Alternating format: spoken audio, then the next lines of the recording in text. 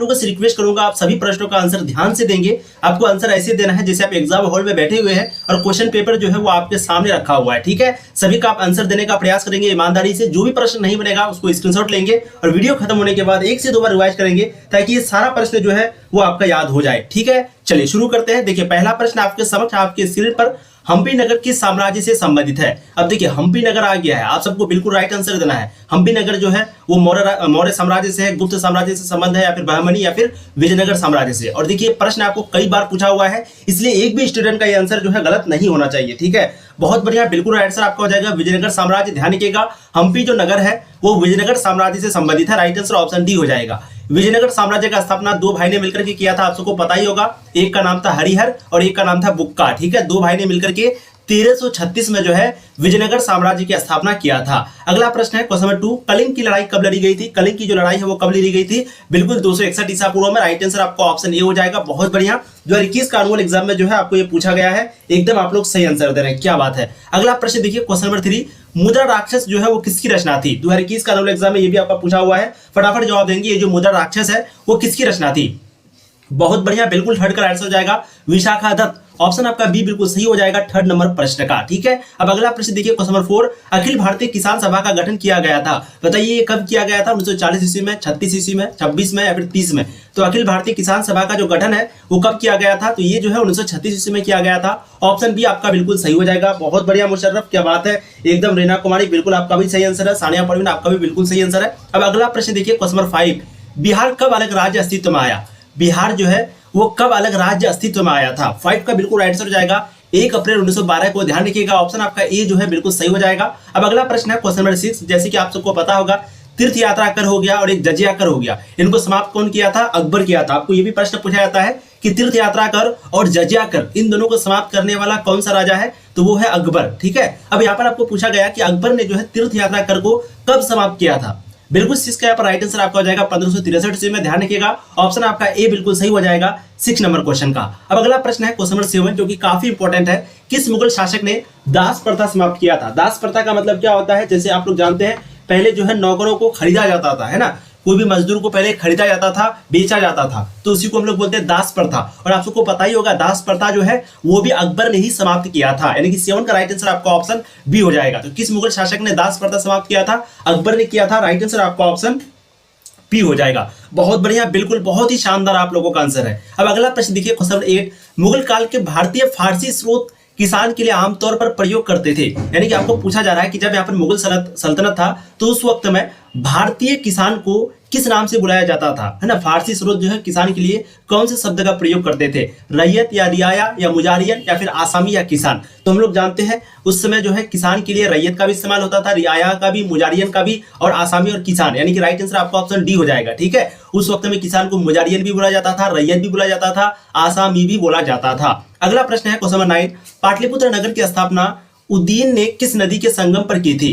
पाटलिपुत्र नगर की जो स्थापना हुई थी तो उस वक्त में किस नदी के संगम पर की थी, गंगा नदी के, सोन नदी के, पुनपुन नदी के, या फिर इनमें से सभी के संगम पर। तो बिल्कुल लाइन का राइट आंसर हो जाएगा इनमें से सभी के, यानी कि ये सभी नदी जब संगम हुआ था, जब मिला था, तो उसी वक्त में पाटलिपुत्र नगर की स्थापना हुई थी। यानी कि राइट आंसर आपका ऑप्शन डी हो जाएगा। बहुत बढ़िया, बहुत गजब, बिल्कुल रुद्र प्रताप आप लोगों का सही है। नाजिया परवीन बिल्कुल आपका आंसर सही है। रौनक परवीन बिल्कुल बहुत ही गजब, क्या बात है, बहुत ही शानदार। अब अगला प्रश्न देखिए क्वेश्चन नंबर 10 जो कि काफी इंपॉर्टेंट है, रथ मूसल नामक आक्रामक यंत्र का जो प्रयोग है वो किस जनपद में सबसे पहले किया गया। बिल्कुल 10 का यहाँ पर राइट हो जाएगा मगध जनपद में। ध्यान रखिएगा रथ मूसल नामक जो आक्रामक यंत्र है वो मगध जनपद में सबसे पहले किया गया था। ऑप्शन सी आपका बिल्कुल सही हो जाएगा। अब अगला प्रश्न है क्वेश्चन नंबर 11, मुगल काल में भारत में सबसे ज्यादा उगाई जाने वाली जो फसलें हैं वो कौन सा है। मुगल काल में भारत में सबसे ज्यादा उगाई जाने वाली जो फसलें हैं वो फसलें कौन सा है, बिल्कुल वो फसल है चावल, गेहूं, ज्वार, बाजरा, यानी कि ये सभी। तो राइट आंसर आपका क्या हो जाएगा, ऑप्शन ए। ध्यान रखिएगा मुगल काल में भारत में सबसे ज्यादा उगाई जाने वाली जो फसलें हैं वो ये सभी है। राइट आंसर आपका ऑप्शन ए हो जाएगा। अब अगला प्रश्न है क्वेश्चन नंबर 12, बाबर के संस्मरणों का मूलतः सही नाम एवं भाषा ठीक है। आपको बताना है कि बाबर का जो भी संस्मरणों है उसका सही नाम क्या है और उसका भाषा क्या है, आपको दोनों बताना है। ठीक है, तो आप सबको पता ही होगा कि बाबर के संस्मरणों का जो है उसका नाम है तुजु के बाबरी, है ना, यानी कि जिनको बाबर जो है खुद लिखा है। और ये कौन सी भाषा में है, तुर्की भाषा में। ये कौन सी भाषा में है, तुर्की भाषा में। तो ये भी आपको याद रखना है। तो राइट आंसर आपका यहाँ पर ऑप्शन ए हो जाएगा। अब अगला प्रश्न है क्वेश्चन नंबर 13, भूखमरी और महामारी के बावजूद 1600 से 1700 ईस्वी के बीच भारत की आबादी करीब कितना हो गई थी? फटाफट आपको बताना है कि उस वक्त में भूखमरी भी था, महामारी भी था, लेकिन इसके बावजूद 1600-1700 ईस्वी के बीच जो भारत की जनसंख्या है, जो आबादी है, वो उस वक्त में कितना हो गई थी? काफी इंपॉर्टेंट प्रश्न है आपका और बिल्कुल 13 का यहाँ पर राइट आंसर हो जाएगा 5 करोड़। ऑप्शन बी आपका बिल्कुल सही हो जाएगा 13 नंबर का। क्या बात है। सबसे पहले जो है मिथुन कुमार ने सही आंसर दिया है, उसके बाद सानिया परवीन, उसके बाद नवीन शेख। बहुत बढ़िया, चलिए बहुत गजब। अगला प्रश्न देखिए आप लोग, क्वेश्चन हो जाएंगे 14।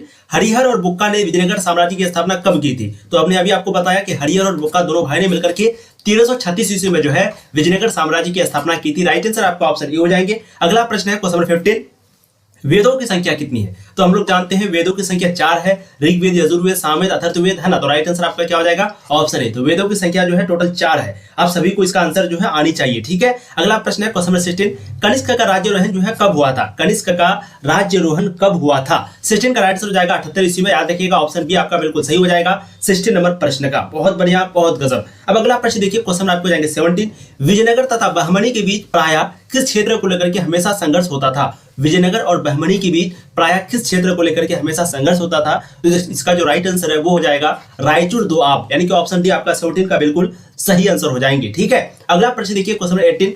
सर्वप्रथम विजयनगर की यात्रा पर आने वाला विदेशी यात्री जो है वो कौन था? बताइएगा। सर्वप्रथम सबसे पहले विजयनगर की यात्रा पर आने वाला जो यात्री था वो कौन था? विदेशी यात्री जो था वो कौन था? बिल्कुल यहाँ पर 18 का आंसर हो जाएगा निकोली कोंटी। ऑप्शन आपका ए बिल्कुल सही हो जाएगा। अब अगला प्रश्न देखिए आपके समक्ष, आपके स्क्रीन पर, गुरु नानक का जन्म कहाँ हुआ था? सॉरी, इसका देखिए प्रश्न आपको कई बार पूछा गया है, 19 में भी, 20 में भी, 21 में भी, ठीक है। तो बिल्कुल आपको राइट आंसर देना है। गुरु नानक का जन्म कहां पर हुआ था? बिल्कुल गुरु नानक का जन्म जो है तलवंडी में हुआ था। ऑप्शन सी आपका 19 का बिल्कुल सही हो जाएगा। बहुत बढ़िया, बहुत ही गजब, क्या बात है। Good evening, good evening queen Preeti. चलिए बहुत सारे पुराने स्टूडेंट भी आ चुके हैं। एक बार आप लोग वीडियो को लाइक कर दीजिएगा, जम करके शेयर भी कर दीजिए अगर शेयर नहीं किए हैं तो, ठीक है। और देखिए आप लोगों के लिए तो बैड न्यूज है। बैड न्यूज ये है कि अभी जो है प्ले स्टोर में हम लोगों का ऐप नहीं है, कुछ इशू के कारण शायद वो ऐप जो है अभी प्ले स्टोर में नहीं है। तो मैं कोशिश करूंगा 2 से 3 दिन के अंदर में वो आ जाएगा। लेकिन तब तक अगर आप पीडीएफ लेना चाहते हैं तो आप जो है इस नंबर पे सिर्फ व्हाट्सएप मैसेज करें, कॉल नहीं कीजिएगा प्लीज, क्योंकि कॉल करते हैं बहुत ज्यादा आ जाता है, फिर हम रिप्लाई नहीं कर पाते हैं, ठीक है। 7667532320 इस नंबर पे आप व्हाट्सएप मैसेज करके पीडीएफ जो है ले सकते हैं, क्योंकि ऐप जो है वो अभी प्ले स्टोर पर अवेलेबल नहीं है। जैसे ही अवेलेबल हो जाएगा फिर ऐप में आप खुद ब खुद ज्वाइन हो जाएंगे, ठीक है। बहुत बढ़िया। चलिए, कबीर के उपदेशों का संग्रह जो है वो किस ग्रंथ में मिलता है? 2021 का एग्जाम में पूछा हुआ है। बहुत बढ़िया, बिल्कुल 20 का यहाँ पर राइट हो जाएगा बीजक में। ऑप्शन आपका बी बिल्कुल सही हो जाएगा। क्या बात है, बहुत गजब। अगला प्रश्न देखिए क्वेश्चन नंबर 21। कबीर अरबी भाषा का शब्द है, इसका मतलब क्या होता है? तो देखिए कबीर जो है वो अरबी भाषा का शब्द है, ये तो बिल्कुल सही है, लेकिन कबीर का मतलब होता है महान, ठीक है। तो ये अरबी भाषा का शब्द है जिसका मतलब होता है महान। तो कबीर का मतलब क्या होता है? महान। तुम कबीर हो मतलब तुम महान हो। अच्छा, कबीर जो है वो किसके शिष्य थे? बताइएगा। रामानुज के, नानक के, रामानंद के, या फिर शंकराचार्य के? कबीर जो है वो किसके शिष्य थे? तो कबीर जो है वो रामानंद के शिष्य थे, है ना। ऑप्शन सी आपका बिल्कुल सही हो जाएगा क्वेश्चन नंबर 22 का। अब अगला प्रश्न है क्वेश्चन नंबर 23। रूस में भारत विद्या का जनक किसे कहा जाता है? बताइए। रूस में, ध्यान रखिएगा कहां पर, रूस में भारत विद्या का जो जनक है वो किसे कहा जाता है? 2014 में, 19 में आपको पूछा हुआ है। बहुत ही इंपॉर्टेंट प्रश्न है और बिल्कुल इसका आंसर हो जाएगा जीएस लिबिदेव, है ना। ऑप्शन आपका बी बिल्कुल सही हो जाएगा 23 नंबर क्वेश्चन का। ध्यान रखिएगा, रूस में भारत विद्या का जो जनक है वो जीएस लिबिदेव को कहा जाता है। ऑप्शन आपका बी बिल्कुल सही हो जाएगा। अब अगला प्रश्न है क्वेश्चन नंबर 24। इब्न बतूता ने अपनी यात्रा का विवरण किस भाषा में लिखा था? इब्न बतूता ने अपनी यात्रा का विवरण जो है वो किस भाषा में लिखा था? 24 का बिल्कुल यहाँ पर राइट हो जाएगा अरबी भाषा में। ध्यान रखिएगा, इब्न बतूता जो कि मोरक्को का रहने वाला था, है ना, और इसका यात्रा वृत्तांत का नाम था रिहला। तो वो जो है वो अरबी भाषा में लिखा था। ये सभी प्रश्न आपको पूछा जाता है कि इब्न बतूता कहाँ का रहने वाला था? मोरक्को का रहने वाला था। इब्न बतूता के ऊपर जो यात्रा वृत्तांत लिखा गया है, या फिर इब्न बतूता ने जो यात्रा वृत्तांत लिखा है उसका नाम क्या है? तो उसका नाम है रिहला। उसका नाम क्या है? रिहला। आपको पूछा भी जाएगा। तो ये जो है कौन सी भाषा में लिखी गई थी? अरबी भाषा में। ध्यान रखिएगा, ऑप्शन आपका ए बिल्कुल सही हो जाएगा। अच्छा, अल बिरूनी जो किताब लिखा था जिसका नाम था किताबुल हिंद, वो भी आपका अरबी भाषा में ही लिखा हुआ था। आप लोग को बिल्कुल भी कंफ्यूज नहीं होना है, ठीक है। अगला प्रश्न देखिए, अल बिरूनी किस भाषा का जानकार नहीं था? तो बताइए निम्न में से अल बिरूनी को जो है कौन सा भाषा नहीं आता था? आपको एकदम सही आंसर देना है, ठीक है। देखिए उनको हिब्रू भाषा भी आता था, सीरियाई भाषा भी आता था, और संस्कृत भाषा तो वो आता ही था, क्योंकि भारत में आकर के वो संस्कृत भाषा को सीख लिए थे, लेकिन उनको यूनानी भाषा नहीं आता था, ठीक है। तो अल बिरूनी जो है वो यूनानी भाषा का जानकार नहीं था। इसका मतलब राइट आंसर आपका ऑप्शन ए हो जाएगा। अगला प्रश्न है क्वेश्चन नंबर 26। अल बिरूनी भारत किस शताब्दी में आया था? फटाफट जवाब दीजिएगा। अल बिरूनी जो है वो भारत किस शताब्दी में आया था? बिल्कुल वो 11वीं शताब्दी में आया था। ध्यान रखिएगा, अल बिरूनी जो है वो 11वीं शताब्दी में भारत आया था। क्या बात है, बहुत बढ़िया। जो भी नए स्टूडेंट अगर जुड़ रहे हैं तो प्लीज चैनल को सब्सक्राइब कर दीजिएगा। 7 बजे भी आपका लाइव क्लास है, तो उस क्लास में भी आपको जुड़ना ही जुड़ना है। अगला प्रश्न, आर्यों का सबसे प्रमुख पशु कौन था? फटाफट जवाब दीजिएगा। आर्यों का सबसे प्रमुख पशु के बारे में आपको पूछा जा रहा है और बिल्कुल 27 का आंसर हो जाएगा गाय। ध्यान रखिएगा, आर्यों का सबसे प्रमुख पशु था गाय। ऑप्शन आपका ए बिल्कुल सही हो जाएगा। अब अगला प्रश्न है क्वेश्चन नंबर 28, आर्यों का प्रिय पेय क्या था? यानी कि वो सबसे ज्यादा जो पीने वाला, पिया जाने वाला जो शुद्ध उनके लिए पेय था, पीरी पेय जिसको हम लोग बोलते हैं, वो क्या था आर्य का? इसका बिल्कुल आंसर हो जाएगा सोमरस। ध्यान रखिएगा, ऑप्शन आपका ए बिल्कुल सही हो जाएगा। बहुत ही बढ़िया, क्या बात है। मनीष कुमार, तरन्नुम परवीन, पाकिजा शेख, बिल्कुल आप लोगों का सही आंसर है। एकदम ऐसी आपको जैसे आपके सामने क्वेश्चन पेपर आता है तो ऐसी आपको ईमानदारी से आंसर देना, ठीक है। बहुत ही बढ़िया, बहुत ही शानदार, बिल्कुल मस्त आपका आंसर आ रहा है। अब अगला प्रश्न देखिए क्वेश्चन नंबर 29, महात्मा बुद्ध को महापरिनिर्वाण जो प्राप्त हुआ था वो कब हुआ था? बिल्कुल 29 का यहाँ पर राइट आंसर हो जाएगा कुशीनगर में। सॉरी, कहाँ हुआ था? तो कुशीनगर में हुआ था, ठीक है। तो महात्मा बुद्ध को महापरिनिर्वाण जो प्राप्त हुआ था वो कुशीनगर में हुआ था। राइट आंसर आपका ऑप्शन सी हो जाएगा 29 नंबर प्रश्न का। अब अगला प्रश्न देखिए क्वेश्चन नंबर 30, बुद्ध का सारनाथ में दिया गया प्रवचन क्या कहलाता है? बुद्ध का सारनाथ में जो दिया गया प्रवचन है वो क्या कहलाता है? 30 का बहुत ही इंपॉर्टेंट प्रश्न है और बिल्कुल इसका आंसर हो जाएगा धर्मचक्र प्रवर्तन, ठीक है। धर्मचक्र प्रवर्तन, ध्यान रखिएगा। बुद्ध यानी कि गौतम बुद्ध ने जो सारनाथ में जो प्रवचन दिया है उसको हम लोग बोलते हैं धर्मचक्र प्रवर्तन, यानी कि राइट आंसर ऑप्शन बी हो जाएगा। अच्छा, गौतम बुद्ध का बचपन का नाम क्या है? सिद्धार्थ है। उनका पैदाइश कहां पर हुआ था? तो लुबनी में हुआ था, यानी कि नेपाल में हुआ था। उनको शिक्षा की प्राप्ति कहां हुई थी? बोध गया में, एक वृक्ष के नीचे। ये सभी पॉइंट जो है आपको याद रखना है, अक्सर आपके एग्जाम में इस तरह के प्रश्न जो है पूछे जाते हैं। अगला प्रश्न है, महाभारत की रचना किस भाषा में हुई थी? बहुत ही हलवा प्रश्न है और देखिए कई बार पूछा गया है, बिल्कुल आप लोग को कंफ्यूज नहीं होना है। महाभारत की जो रचना है वो संस्कृत भाषा में हुई थी। ऑप्शन आपका ए बिल्कुल सही हो जाएगा, ठीक है। इनको बनाने में लगभग कितना समय लगा था? 500 ईसा पूर्व से लेकर के 500 ईस्वी तक, यानी कि लगभग 1000 साल जो है समय लगा था महाभारत को बनाने में। इनके लेखक का नाम है वेद व्यास, ठीक है। सभी पॉइंट को आपको याद रखना है, अक्सर आपको पूछा जाता है। बिल्कुल यहाँ पर राइट आंसर आपका ऑप्शन ए हो जाएगा। क्या बात है। चलिए देखिए, बहुत ही आसान प्रश्न है, कई बार हमने आपको करवाया है और देखिए कई बार आपको पूछा भी गया है। क्वेश्चन बैंक हम जब आपको करवाएंगे तो ये सारा प्रश्न आपका बार बार आएगा, इसलिए प्लीज इन प्रश्नों को आपको रट लेना है, ठीक है। पुराणों की संख्या कितनी है? बिल्कुल 18 है।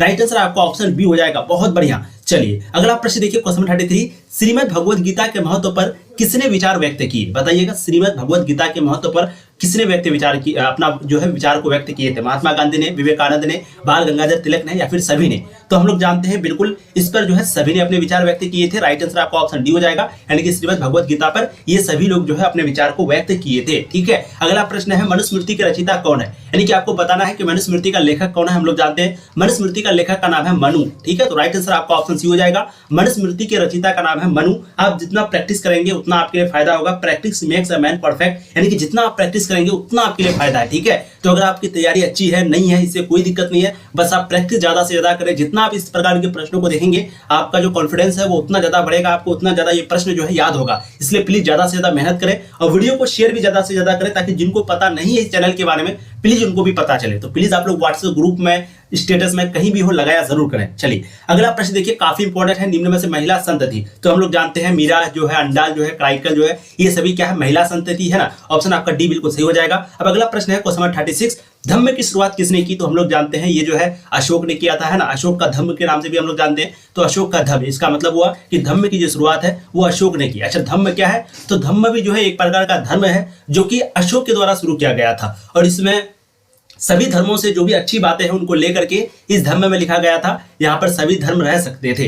वैसे ही जैसे दीन इलाही अकबर के द्वारा शुरू किया गया, आपको पूछा भी जाएगा कि अकबर के दीन इलाही जो है किसके द्वारा शुरू किया गया था? तो अकबर के द्वारा। और दीन इलाही भी एक प्रकार का एक धर्म था जो कि सभी धर्मों से अच्छी अच्छी बातों को ली गई थी और वहां पर सभी हिंदू, मुस्लिम, सिख, ईसाई सभी लोग जा सकते थे, ठीक है। बहुत बढ़िया। इस तरह से शॉर्ट क्वेश्चन भी आपका जो है सॉल्व हो जाएगा। तो 36 का राइट आंसर अशोक हो जाएगा। अगला प्रश्न है, समुद्रगुप्त की तुलना किस यूरोपीय शासक से की जाती है? तो हम लोग जानते हैं भारत का नेपोलियन कहते हैं समुद्रगुप्त को। इसका मतलब हुआ कि समुद्रगुप्त को हम लोग नेपोलियन से कंपेरिजन करते हैं, तुलना करते हैं, ठीक है। तो समुद्रगुप्त की जो तुलना है वो यूरोपीय शासक नेपोलियन से की जाती है, इसीलिए हम लोग समुद्रगुप्त को भारत का नेपोलियन भी कहते हैं। तो 37 का आंसर ऑप्शन बी हो जाएगा। अगला प्रश्न है, मौर्य वंश का संस्थापक कौन था? बहुत ही शानदार, बहुत ही मस्त प्रश्न है आपका। बिल्कुल 38 का एकदम आपका सही आंसर है चंद्रगुप्त, बिल्कुल राइट आंसर हो जाएगा। ध्यान रखिएगा, मौर्य वंश का संस्थापक का नाम है चंद्रगुप्त। ऑप्शन आपका ए बिल्कुल सही हो जाएगा। बहुत बढ़िया। अगला प्रश्न है क्वेश्चन 39, हड़प्पा सभ्यता किस युग की सभ्यता है? देखिए कई बार आपको पूछा गया है, इसलिए एक एक स्टूडेंट को बिल्कुल सही आंसर देना है, ठीक है। हड़प्पा सभ्यता जो है वो किस युग की सभ्यता है? बिल्कुल हम लोग जानते हैं कि हड़प्पा सभ्यता जो है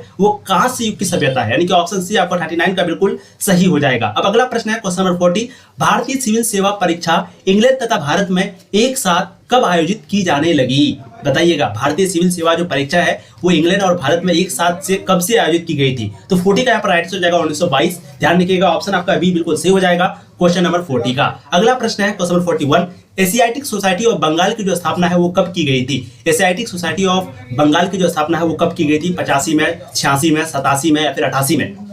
बिल्कुल 41, बहुत ही शानदार, बिल्कुल 41 का राइट हो जाएगा 1785 में। ध्यान रखिएगा, एशियाटिक सोसाइटी ऑफ बंगाल की जो स्थापना है वो 1785 में की गई थी। अब अगला प्रश्न है क्वेश्चन नंबर 42, शिकागो सर्वधर्म सम्मेलन जो है वो कब हुआ था? तो शिकागो सर्वधर्म जो सम्मेलन है वो आपका हुआ था 1893 में, यानी कि ऑप्शन बी आपका सही हो जाएगा 42 नंबर प्रश्न का। अगला प्रश्न है आपके समक्ष, विधवा पुनर्विवाह एक्ट जो है वो कब पारित किया गया था? विधवा पुनर्विवाह एक्ट ये कब पारित किया गया था? तो ये जो है 1856 में पारित किया गया था। राइट आंसर आपका ऑप्शन बी हो जाएगा 43 नंबर प्रश्न का। अगला प्रश्न है क्वेश्चन नंबर 44, हड़प्पा संस्कृति जो आधारित थी वो किस पर? तो देखिए वैसे तो हड़प्पा संस्कृति जो है वो व्यापार पर भी आधारित थी, कृषि पर भी, पशुपालन पर भी, शिकार पर भी, लेकिन ज्यादातर वहां पर व्यापार होता था, इसलिए यहाँ पर राइट आंसर आपको लगाना है ए, ठीक है। तो हड़प्पा संस्कृति जो है वो व्यापार पर आधारित थी, ऑप्शन बी आपका बिल्कुल सही हो जाएगा क्वेश्चन नंबर 44 का।